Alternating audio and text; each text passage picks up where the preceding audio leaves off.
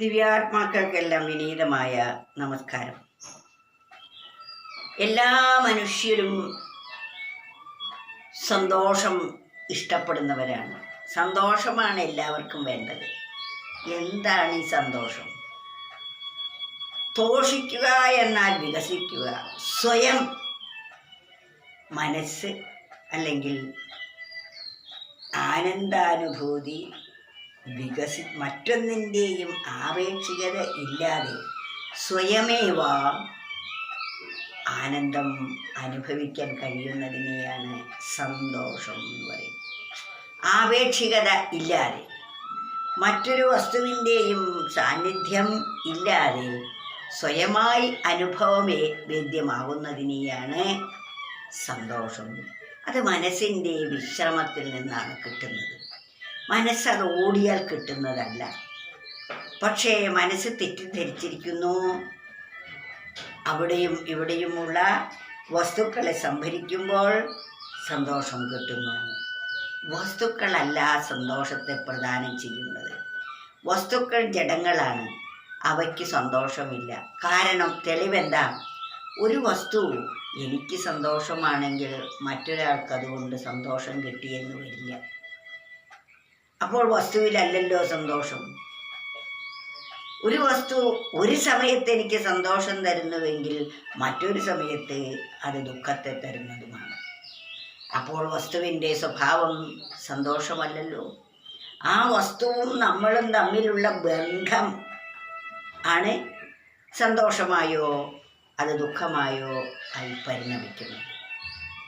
അതിനാൽ ഒന്നിനെയും ആശ്രയിക്കാതെ മനസ്സ് സ്വയം ആ പരമാത്മ തത്വത്തിൽ മാത്രം ലീനമാകുന്ന അവസ്ഥയാണ് സന്തോഷം. സന്തോഷം ശ്രേയസ്സു പാരം ആഹോ. സന്തോഷം തന്നെ മഹാനന്ദമോർത്താൽ സന്തോഷം വിശ്രാന്തി മൂലം സദാ. സന്തോഷത്തോടിരി എന്തു വന്നാലും. ഇതാണ് അനുഭവസ്ഥരായ ആളുകൾ നമ്മോട് പറയുന്നത്. ഈ സന്തോഷം എന്നത് മനസ്സിൻ്റെ വിശ്രാന്തിയാണ്, മനസ്സിൻ്റെ നിശ്ചലതയാണ്. സുഖത്തിനായി ഓടാതെ മനസ്സ് ഓടാതെ ഇരിക്കുന്ന അവസ്ഥയാണ് സന്തോഷം. ആ സന്തോഷം മനസ്സ് നിശ്ചലമാകുമ്പോഴേ ഉണ്ടാകൂ. അതിനാൽ മനസ്സ് ഓടിയാൽ എങ്ങനെയാ സന്തോഷം കിട്ടും? അതുകൊണ്ടാണ് പറയുന്നത് സന്തോഷം ശ്രേയസ് പാരം ആഹോ. സന്തോഷമാണ് ഏറ്റവും ശ്രേയസ്കരമായിട്ടുള്ളത്. സന്തോഷം തന്നെ മഹാനന്ദമോർത്താൽ. സന്തോഷം തന്നെയാണ് മഹാ ആനന്ദം എന്ന് പറയുന്നത്. ഇനി എങ്ങനെ നമുക്ക് ആ സന്തോഷം ലഭിക്കും? സന്തോഷം വിശ്രാന്തി മൂലം സദാ. സന്തോഷത്തോടിരി എന്തു വന്നാലും. സന്തോഷം നമുക്ക് ലഭിക്കുന്നത് മനസ്സിൻ്റെ വിശ്രാന്തി മൂലമാണ്. മനസ്സിൻ്റെ വിശ്രമം കൊണ്ടാണ്, മനസ്സിൻ്റെ നിശ്ചലത കൊണ്ടാണ്. വിശ്രാന്തി എന്നാൽ മനസ്സിൻ്റെ ചലനം ഇല്ലാതെ ഇരിക്കുന്ന അവസ്ഥ.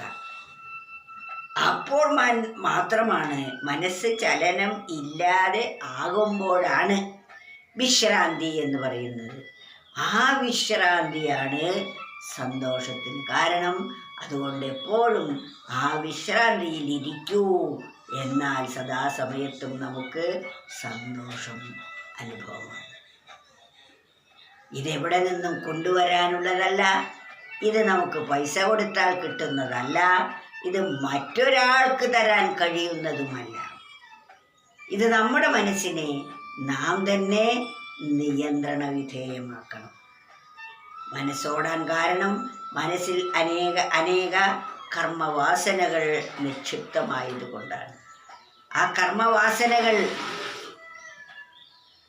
ബുദ്ധിയുടെ നിയന്ത്രണത്തിൽ വന്ന് അനുഭവിക്കേണ്ടവ ചിലത് അനുഭവിച്ച് ബാക്കിയുള്ളവ ദുഃഖമാണെന്ന് ബോധിച്ച് അവയെ നിരസിക്കേണ്ടതാണ്. അങ്ങനെയുള്ള ശീലം കൊണ്ട് മനസ്സ് ക്രമേണ ശാന്തമാകും. അങ്ങനെ ശാന്തമായ മനസ്സാണ് നമുക്ക് വേണ്ടത്.